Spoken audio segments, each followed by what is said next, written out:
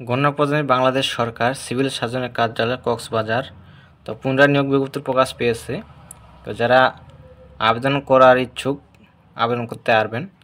তো আবেদনের শুরুর তারিখ এবং শেষ তারিখ বিস্তারিত জানাবো আপনাদেরকে। তো কোন পদে কতজন লোক নেবে, পদের সংখ্যা বা পদের নাম বিস্তারিত জানাবো আপনাদেরকে, সাথে থাকবেন। তো আবেদন করতে হবে অনলাইনের মাধ্যমে, অনলাইনের ভিতরে কোনো আবেদন গ্রহণ করা হবে না। তো এখানে আবেদন ফি কত দিতে হবে, আবেদনের শুরুর তারিখ এবং শেষ তারিখ বিস্তারিত জানাবো, সাথে থাকবেন। তো সম্পূর্ণ ভিডিও দেখবেন। তো নারী পুরুষ সকলে আবেদন করতে পারবেন। তো এখানে দেওয়া আছে 1 থেকে 7টা ক্যাটাগরি। তো 7 নং পদে বলা আছে ড্রাইভার অর্থাৎ গাড়ি চালক।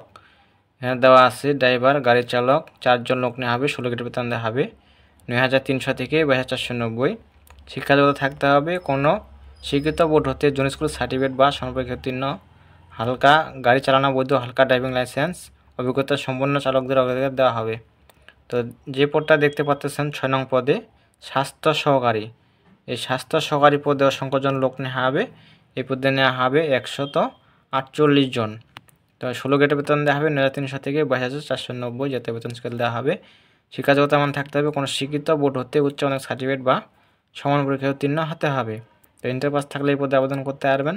তো 5 নং পদে বলা আছে অফিস সহকারী কাম কম্পিউটার মুদ্রাক্ষরিক, এই পদে 2 জন লোক নেওয়া হবে। 16 গ্রেড বেতন দেওয়া হবে 9,300 থেকে 22,490। শিক্ষাযোগ্যতা দেওয়া আছে কোনো স্বীকৃত বোর্ড হতে দ্বিতীয় বিভাগ বা সমানের জিপিতে উচ্চ মাধ্যমিক সার্টিফিকেট বা সর্বাধিক উত্তীর্ণ হতে হবে।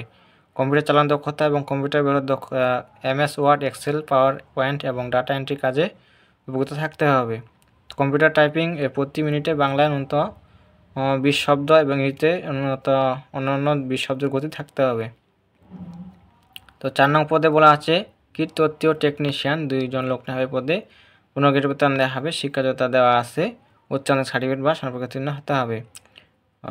জীববিজ্ঞান বিভাগ থেকে আপনাদের ইন্টার পাস থাকতে হবে।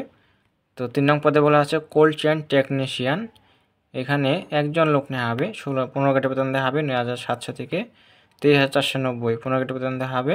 শিক্ষাযোগ্যতা দেওয়া আছে কোনো স্বীকৃত বোর্ড হতে রেফ্রিজারেশন বা এয়ার কন্ডিশনিং ট্রেডে উচ্চ মাধ্যমিক সার্টিফিকেট ভোকেশনাল পরীক্ষা উত্তীর্ণ হতে হবে। এখানে ইন্টার পাস থাকতে হবে।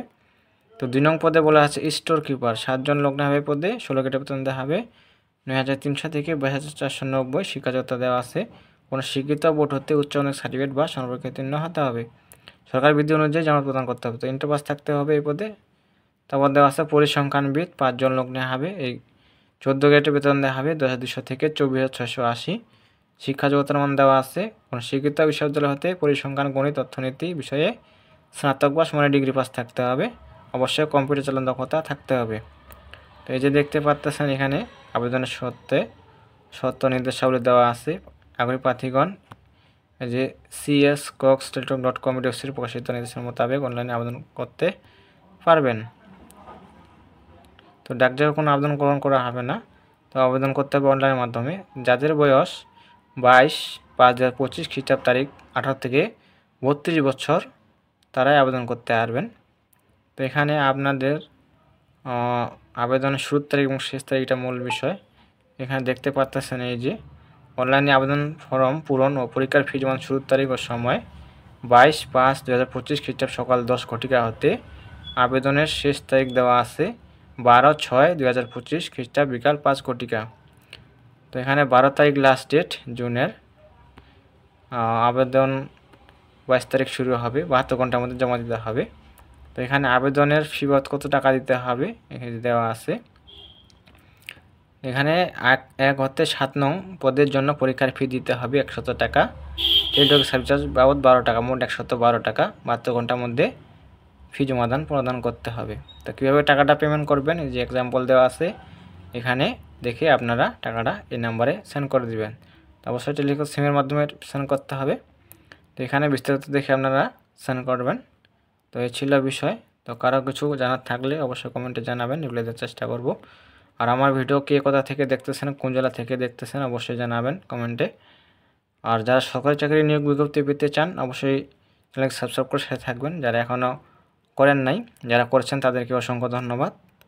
তো নিয়োগ বিজ্ঞপ্তি আসা মাত্রই আপলোড করা হয়। তো সবাই ভালো থাকবেন, সুস্থ থাকবেন। দেখা হবে পরবর্তীতে নতুন কোনো সার্কুলার নিয়ে। ধন্যবাদ সকলকে।